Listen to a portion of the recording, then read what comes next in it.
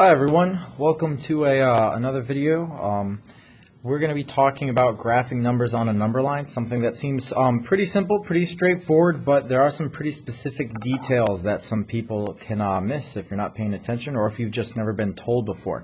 So first thing is I'm going to read the directions here that we're going to follow. It says graph the following points on the number line. So we are going to graph the point R at 3, Q at -5, S at 0, then X at 30, Y at -50, and Z at -15. And we're going to do it on two separate lines, and I'll explain why in a minute. So first we'll start with our purple line. I already made a line using a ruler. Okay, I've got the ruler tool up here that is actually pretty useful. So in real life, you have a real live ruler. I would recommend you definitely using a ruler, or if you have lined paper already, like graph paper, that always helps to make a nice straight line on.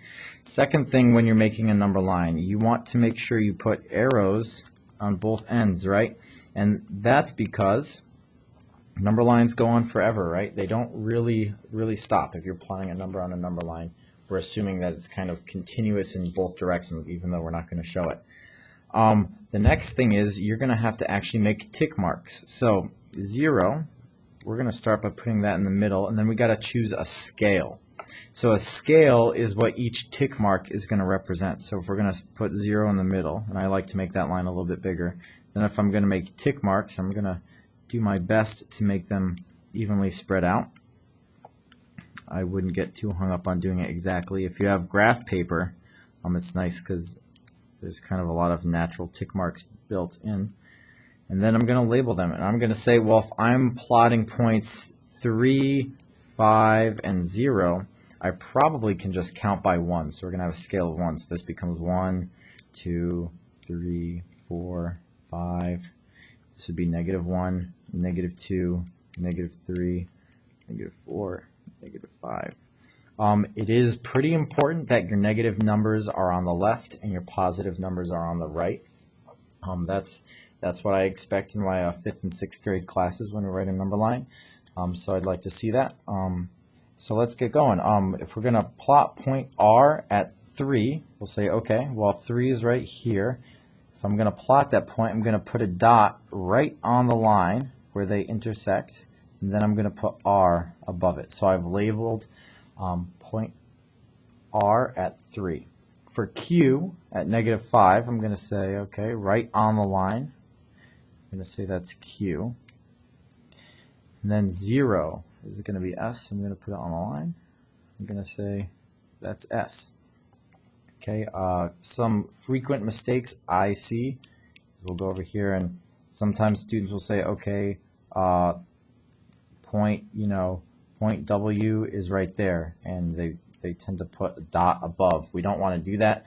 Other people will say something like this. They'll go, okay, well, A is right there, and they'll put an A right on the line. And while I'll get the idea, right, people will get the idea of what you're trying to say, it's just not the right way to do it, right?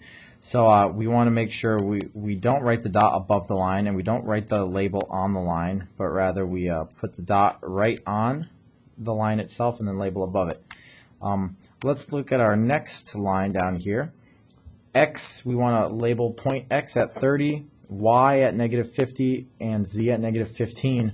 Now, I'm going to start by putting my 0 in the middle. You want to have your 0 on there.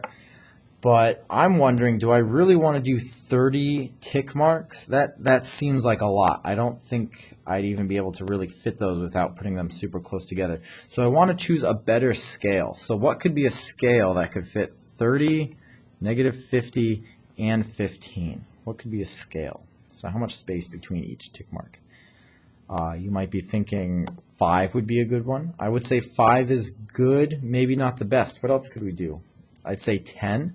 So we could do 10, 20, 30, 40. It's easily going to fit. -10, -20, -30. Okay, so let's start off with plotting point X at 30. Pretty easy. It'll be X. Y at -50. I didn't go enough, so I'm going to say -40, negative 50, and still fit pretty easy, right? And then negative 15. So where would negative 15 be? And if you're moving too fast, it's easy to make this mistake. But I think, okay, negative 10, right? Then negative 20. Well, negative 15 is going to be somewhere in between negative 10 and negative 20. So I'm going to say we could do that and say z goes there. And it's okay. It's okay that there isn't a tick mark, right? It's okay that there's just the dot there.